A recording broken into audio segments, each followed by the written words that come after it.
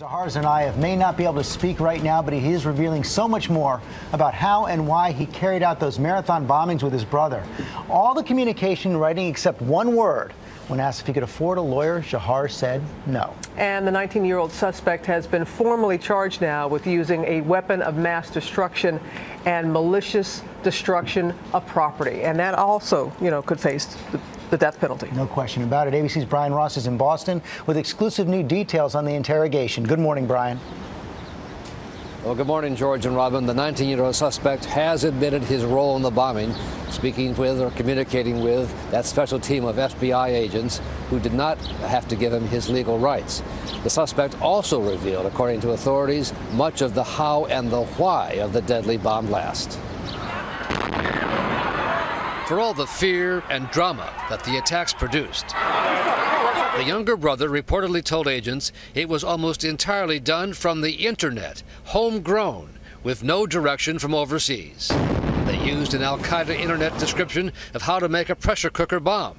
They took a very simple recipe and then targeted the Boston Marathon. The decision to target the marathon came only in the last few weeks, Dzhokhar Tsarnaev told agents, according to authorities. According to the criminal complaint against Dzhokhar, seen here at an ATM machine, trying to get cash from the account of a man whose car he stole, he confessed to the bombing, telling the victim, "I did that." Hungry and destitute people.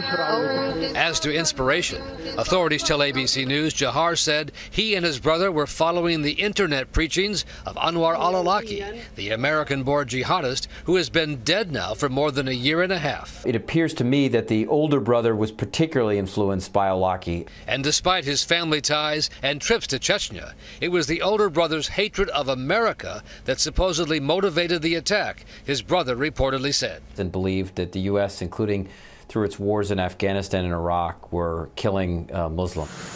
Hours after the younger brother talked, federal authorities swarmed an area behind a Cambridge rug store looking for more explosives or the place where the bombs might have been built. The FBI also hopes to get additional insight from Tamerlan's wife, seen over the weekend leaving the family apartment.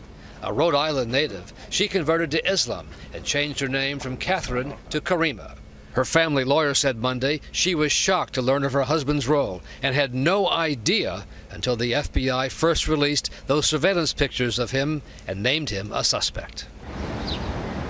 In fact, the lawyer says the wife doesn't speak any Russian and didn't really know what was going on.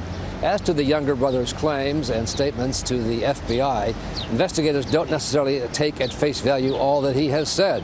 He has every reason to try to minimize his own role, and the investigation into possible ties to overseas groups in Russia remains a central focus of the case, George. And Brian, talk about living double lives. We know that the younger brother was out partying on Wednesday night, and now we've learned more about where the older brother, Tamerlan, was the day before the shootout.